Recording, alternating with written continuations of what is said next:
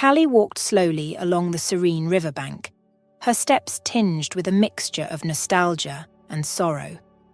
It had been years since she last visited this spot, avoiding it due to the painful memories it harbored. This riverside path once echoed with laughter and joyful conversations during the walks she shared with her family. Those were simpler times, imbued with an easy, unappreciated happiness.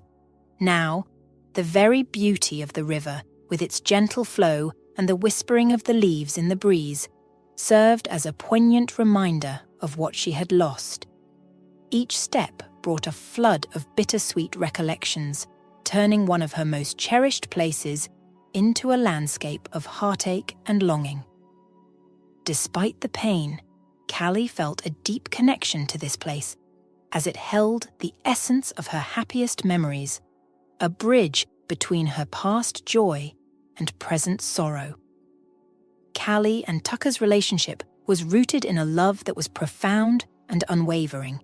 Together, they had weathered numerous storms, their bond growing stronger with each challenge. Among the most trying of these was Tucker's battle with testicular cancer. This diagnosis not only tested their emotional resilience, but also confronted them with a painful reality. They would never be able to have biological children. This revelation was a significant hurdle, as they had both dreamed of one day raising a family together. However, their love proved to be their greatest strength. They supported each other through every step of Tucker's treatment, finding new ways to nurture their relationship and redefine their future. Callie and Tucker's home was a sanctuary of love, laughter, and joy, a testament to their belief that love can triumph over the most daunting challenges. Their relationship had become a beacon of hope and resilience, inspiring many around them.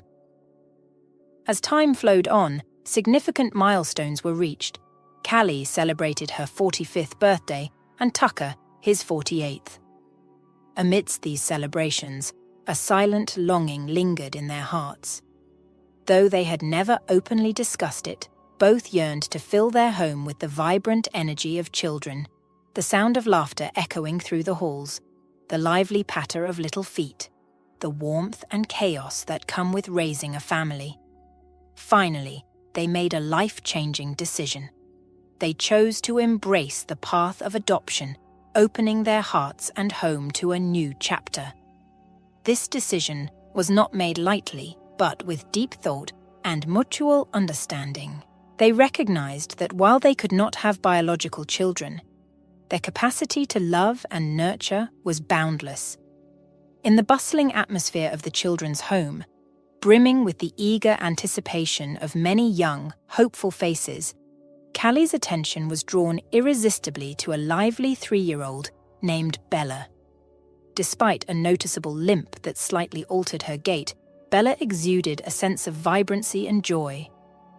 Her radiant smile and seemingly endless energy were profoundly moving to Callie. This spirited little girl, facing her own unique challenges with such resilience, seemed like the perfect fit for their family. Callie felt an inexplicable, instantaneous connection to Bella, a feeling that this bright-eyed child was meant to be their daughter. Amidst this heartwarming scene, another young girl approached them.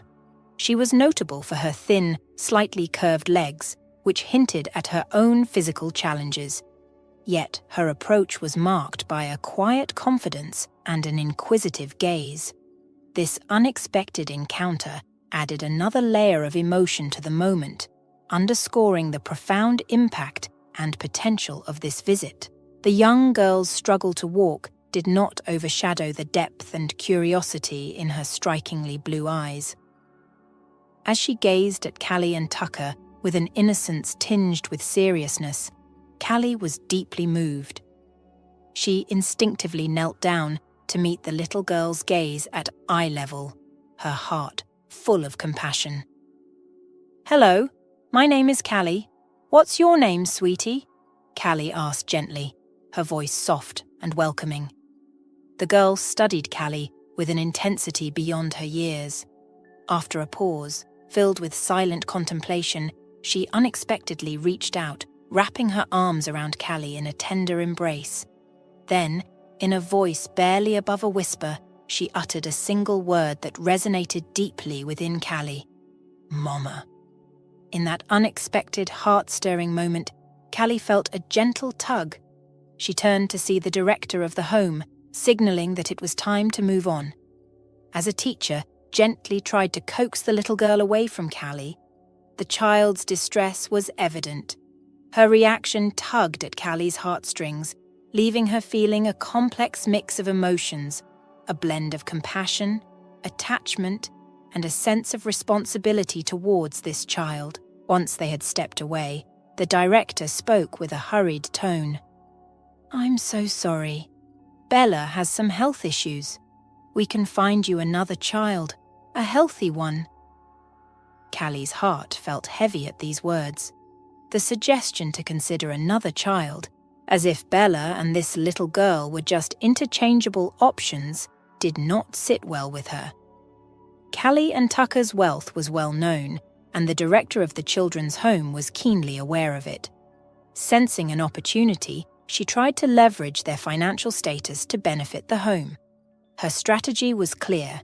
By matching Callie and Tucker with a healthy and traditionally appealing child, she hoped they might become generous benefactors, providing much-needed support for the home. However, the director's words struck a discordant chord with Callie. As she listened, a surge of anger welled up inside her. The suggestion that they should choose a child based on health and appearance, as if selecting a pet from a store, was deeply offensive to her.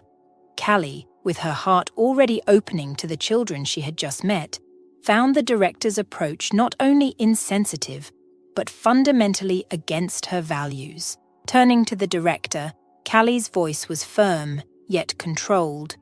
"We're not here to shop for a child, as one might select a new car based on its features. Every child here deserves a loving home, regardless of their health or how they look." Tucker, standing beside her, nodded in agreement. His expression was one of quiet support, reinforcing Callie's stance. The director, taken aback by Callie's response, tried to recover. "I apologize. I didn't mean to imply..." But Callie interrupted. "No child here is less deserving of a family because of their health. We came here to find a child to love, not to make a transaction." The director, sensing Callie's displeasure, quickly tried to justify her approach. She shifted the conversation to provide more background on Bella, perhaps in an attempt to appear more considerate and informative. "Please understand, Mrs. Myers, it's important you know everything before making a decision," the director began cautiously. "Bella's background is a bit complicated. Her mother, unfortunately, had issues with alcohol and drug abuse. We want to ensure that you are fully aware of the potential challenges that might arise from such a history." Tucker chimed in, his tone understanding yet resolute. "We appreciate your concern, but every child has a story, and that doesn't diminish their need for a loving home. We're not looking for a child without challenges. We're looking to give a child, like Bella, a chance at a happy, stable life." The director's abrupt departure left Callie and Tucker momentarily stunned. Her parting words, "Well, I've warned you," hung in the air, delivered with a tone that implied resignation rather than empathy. Without another word, she turned on her heel and briskly walked back to her office, leaving the Myers standing in a mixture of surprise and disappointment. Callie and Tucker exchanged a look of mutual bewilderment. The director's sudden exit and the lack of any further discussion or guidance was unexpected and disconcerting. It was clear that the conversation had taken an unwelcome turn, and the atmosphere had shifted palpably. Realizing that the day had not unfolded as they had hoped, and sensing the tension that now permeated the environment, they decided it would be best to leave and return another day. Leaving the children's home that day proved to be far more difficult than Callie and Tucker had anticipated.